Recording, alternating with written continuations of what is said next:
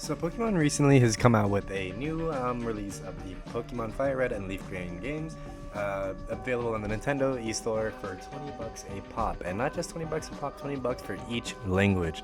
Now, I really feel like this is sort of telling as a community that a lot of people are saying like, oh, this is a good thing, you don't have to buy them.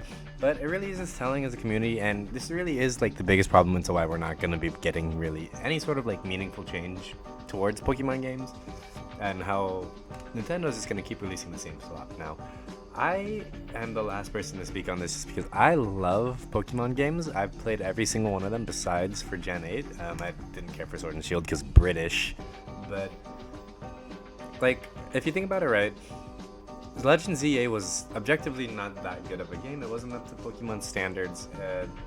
People have brought it up before, but the Pokemon Super Bowl ad probably had a larger budget than freaking the entire game of ZA itself. And I liked ZA. I thought it was a good game. It was repetitive. It was a little like boring that it was in the same environment.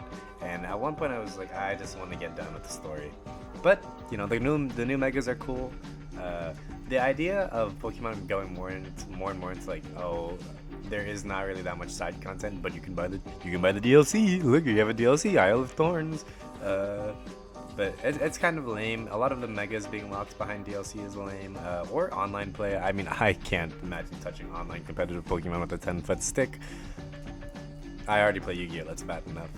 But Pokemon Fire Red and Leaf Green are not new games, and they've been out for around 20 years. A lot of you, 22 years at this point. Holy! A lot of you aren't even as old as Pokemon Fire Red and Leaf Green. If you legally aren't older than Pokemon Fire Red or Leaf Green, you shouldn't be allowed to have an opinion on if this is good.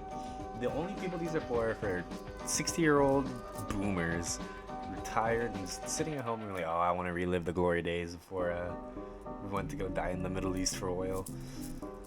People really love just nostalgia bait, and this is what this is, nostalgia bait. Now, Pokemon Sun and Moon, these are honestly phenomenal games, right? These are like peak Pokemon, but they released with the option to switch languages for free.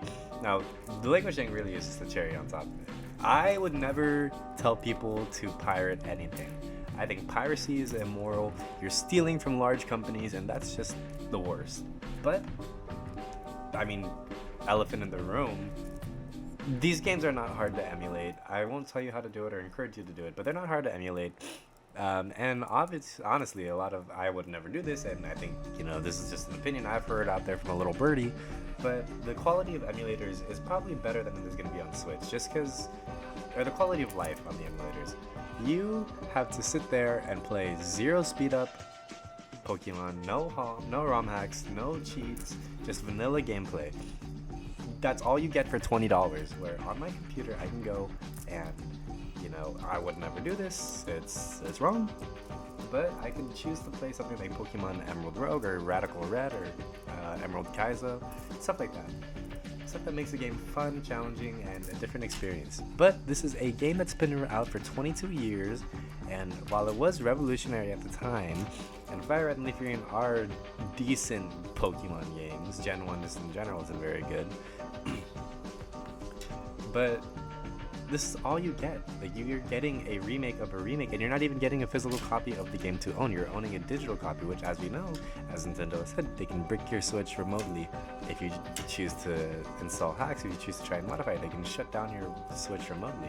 So you aren't owning the game. You aren't owning the media. And really, that's the main argument I see about it. People are saying like, oh, the game's released years ago for $40. Well, back then you're buying a physical copy of the game and that you would own forever. In a million years, if technology is completely destroyed and we're in some post-apocalyptic wasteland, and you somehow still had a working Game Boy Advance and a working copy of Fire Red, you could plug it in and still play it. That Switch is not going to be functional in 5 billion years. And even then, like, what if the eShop shuts down? What if they stop producing Switches like the Wii U? I'm pretty sure the Wii U had a Nintendo Game Boy emulator built in that I don't remember if it was free or if it was definitely not $20 a copy for Fire Red or Leaf Green. I really do feel like people, like, again, I love Nintendo Slap. I will buy Wind and Waves. I will buy a Switch 2 to play Wind and Waves. But it is just sad that, like, I can't hold Nintendo to the same standards as other game companies, like Black Ops, right? Call of Duty for years released Slop, and they still release Slop.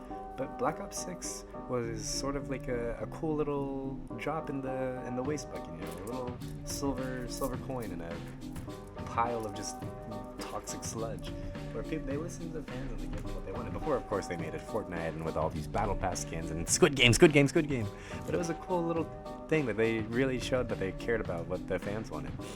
Now, Black Ops 6 wasn't the best game. I thoroughly enjoyed it. I thought it was cool. I thought it was a lot better than Vanguard or anything else they released, but it was good. Pokemon, unfortunately, because stuff like Vanguard and Black Ops 7, Black Ops 7 isn't going to sell well, right? It didn't sell well.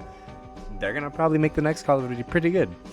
Pokemon, this thing is going to sell like fucking hotcakes, and we'll just keep getting stuff like this over and over and over again. So please, Pokemon fans, let's do better for ourselves.